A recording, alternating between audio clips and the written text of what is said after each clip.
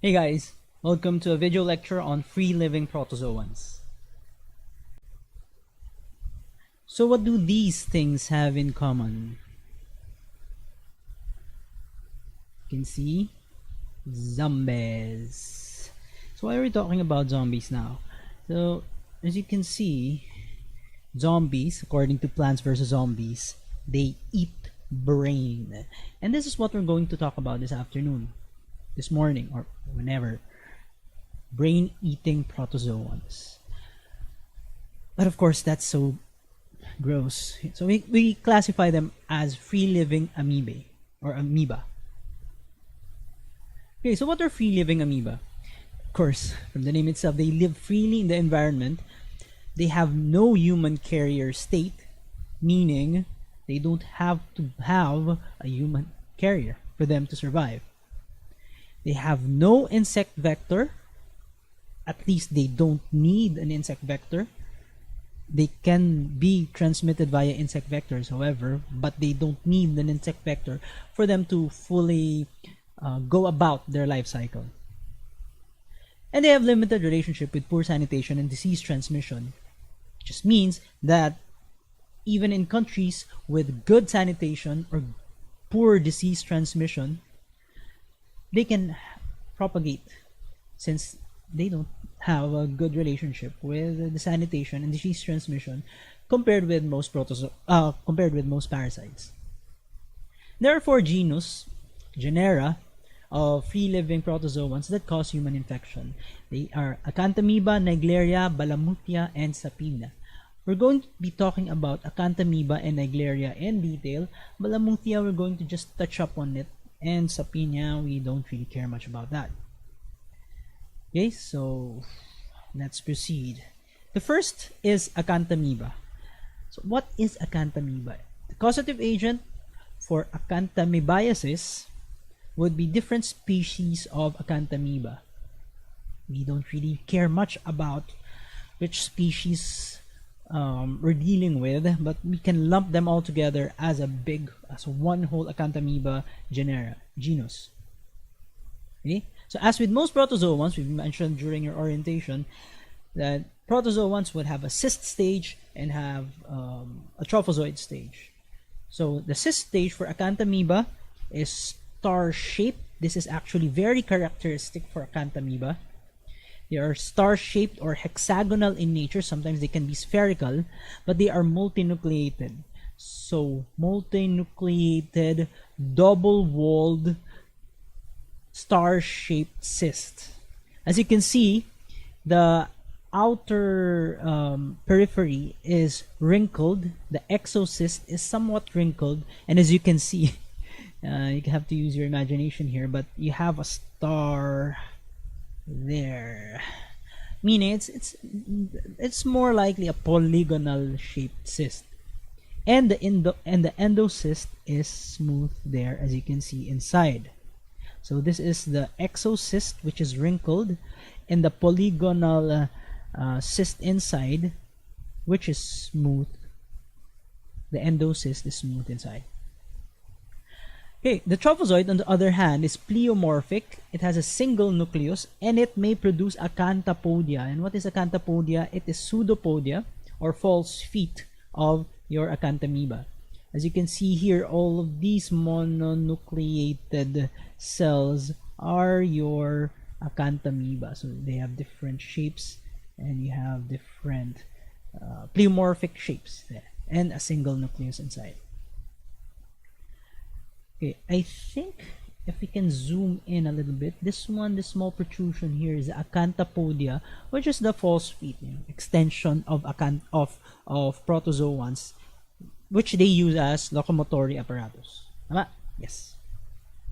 Now this is the life cycle of your Acanthamoeba. As you can see, actually, if you can see here, if you can appreciate, the life cycle of your Acanthamoeba doesn't really have to have a human component. So that's why they're called free-living protozoans. So they can live in the outside environment without any human or animal host. So they can if we can just leave them alone. So it's really okay for us to leave them alone. And they don't need us in order to survive.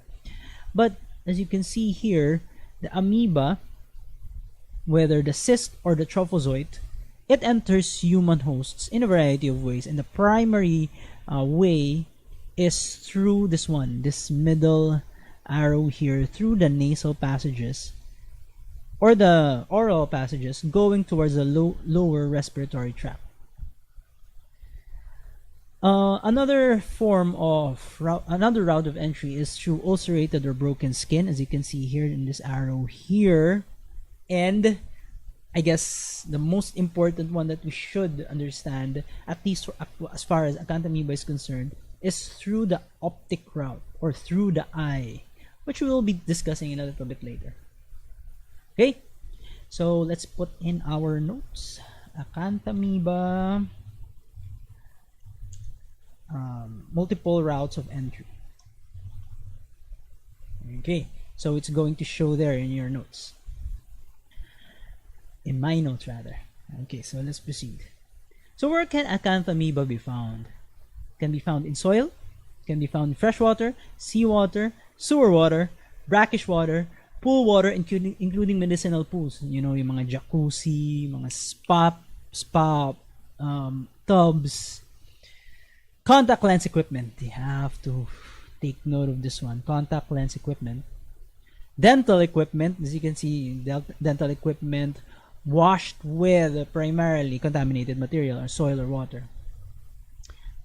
Can be found in dialysis units, air conditioning units, vegetables washed with contaminated water, human and animal tissues, again contaminated with water or even soil. As you can see, it can be found everywhere.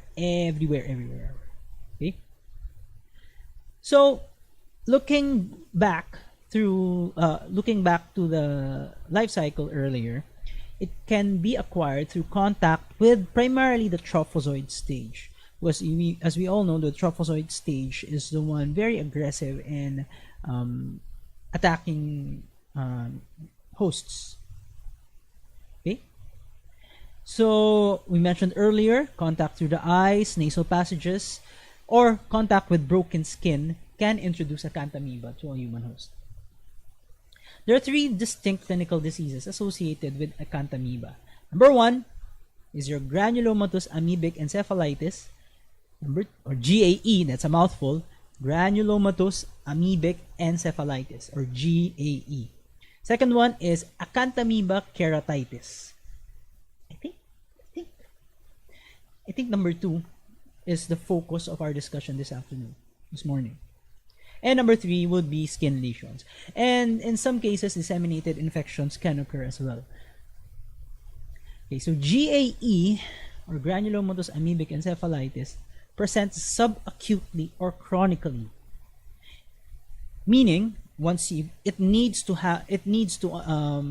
stay in a body for weeks to months for it to actually present clinical symptoms.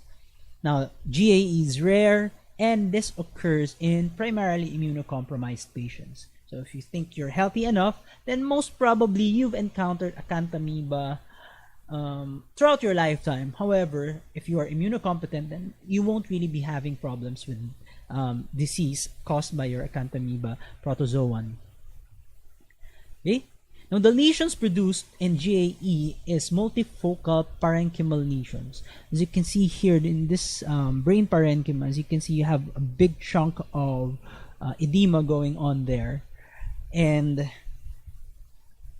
there are also several diffuse areas of edema wherein you can actually you can't appreciate the protozoan here, but you can surmise that these are the areas where the protozoan is located. Okay, in some cases it can produce as pseudotumors, hemorrhagic infarcts, or even necrosis of the brain material, and hence you can see brain-eating protozoan. But we have to go back to that. We'll go back to that statement later. Okay, so GAE produces somewhat vague neurologic symptoms, but can go from headache and eventually deteriorating to coma, eventually leading to death. So yes, Acanthamoeba infections are deadly. Okay, so the upside to this one is that it presents subacutely or chronically, as we mentioned earlier. Okay, let's proceed. So I did a little bit of editing. As you can see, the second distinct clinical disease is keratitis, and if you go to this link over here, it shows a news article from a news article. Okay, just a news article showing a true to life case of Acanthamoeba keratitis.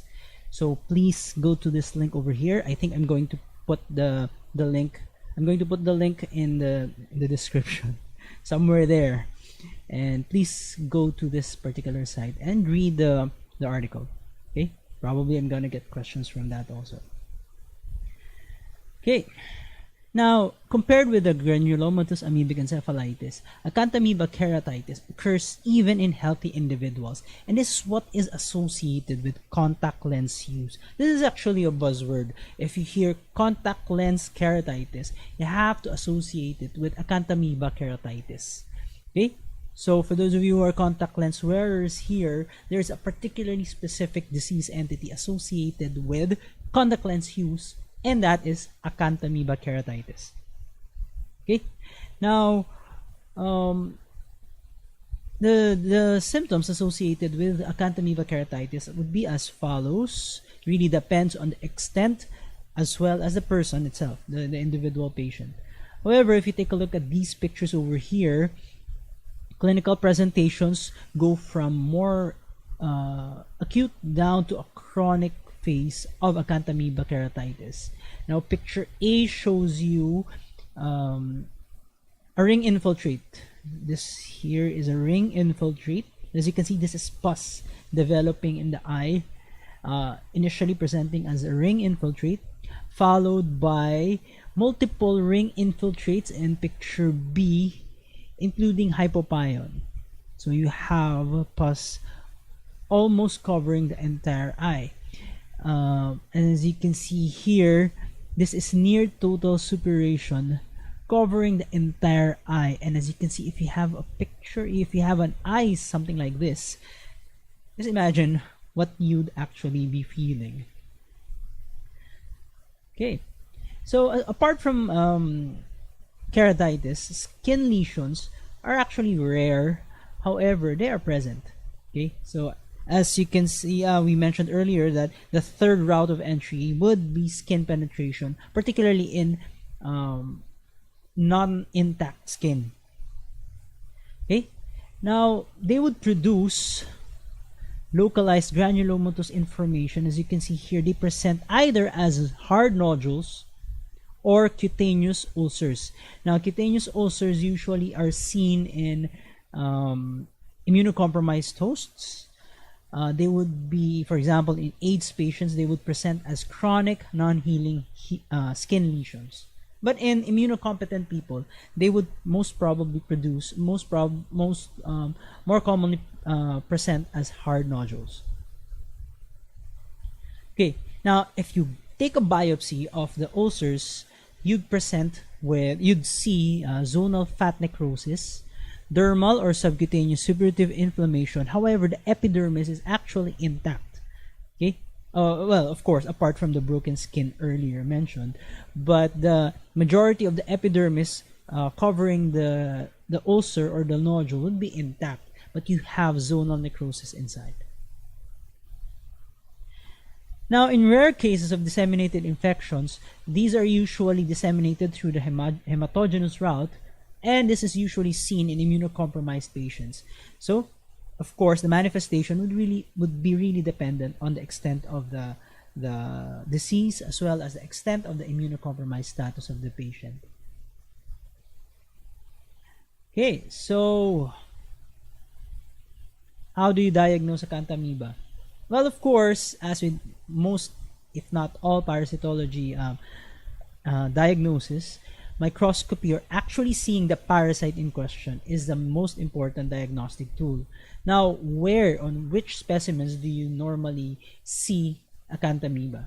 Tissue biopsy specimens definitely would be the brain, from the skin, from the cornea, and in some cases from the cerebrospinal fluid.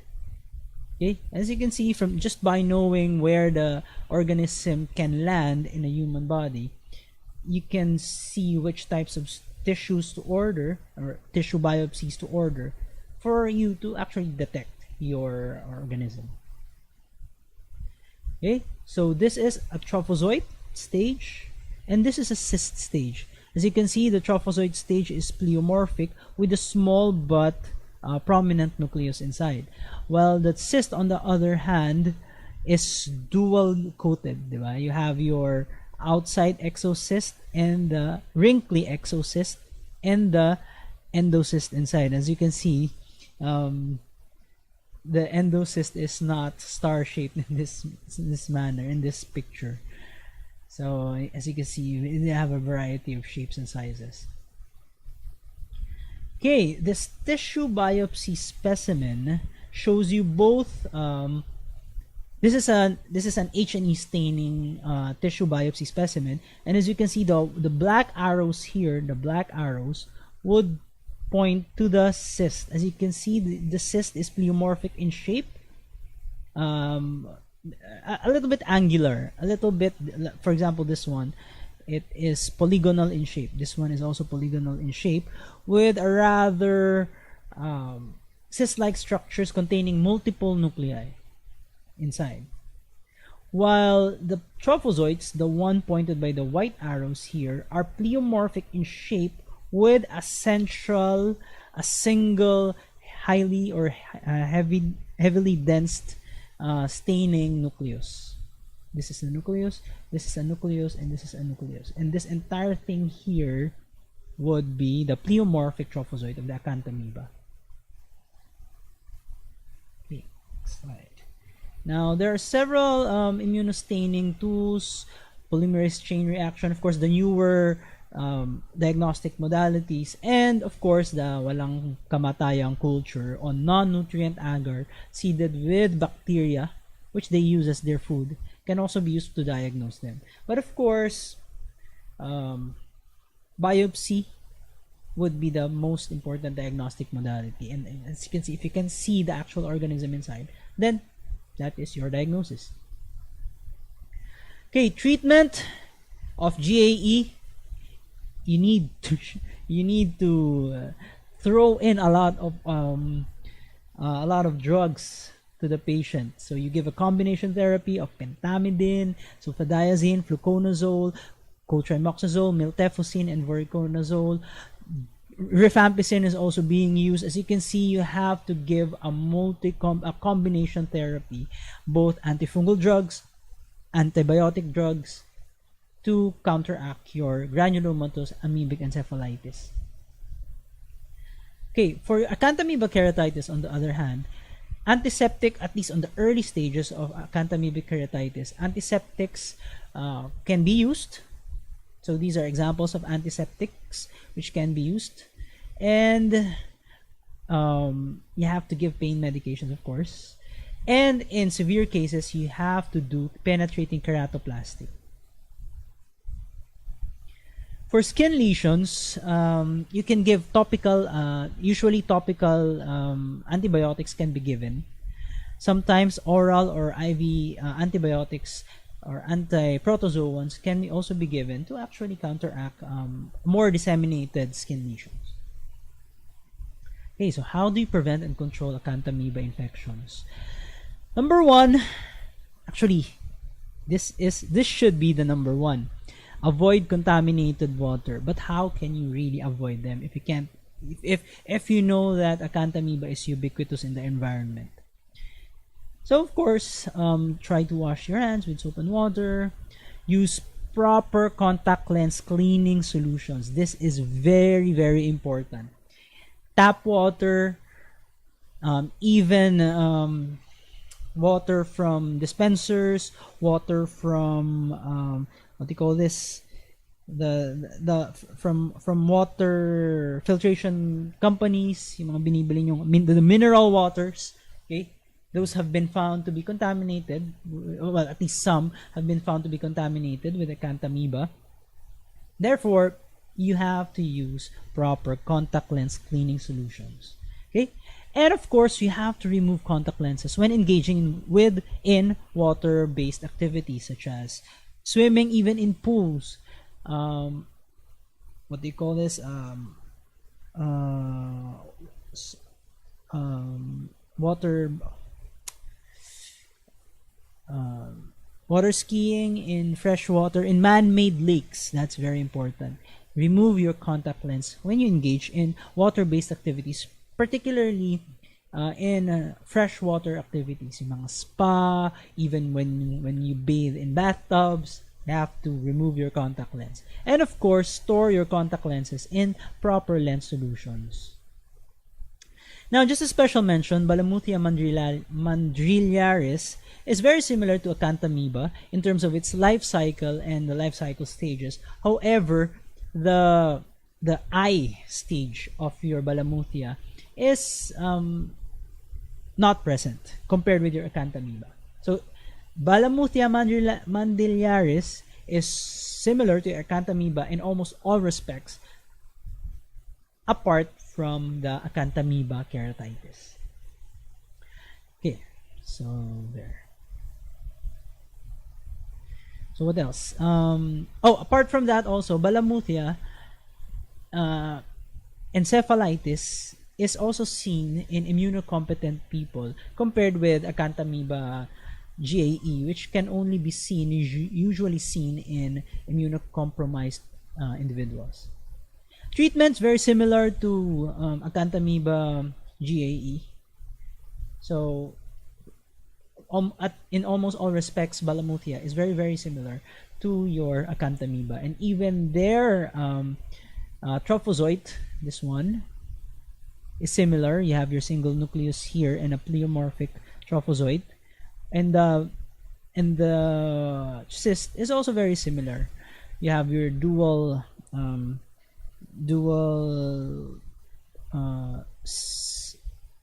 you have a cyst with dual borders. You have your exocyst and your endocyst.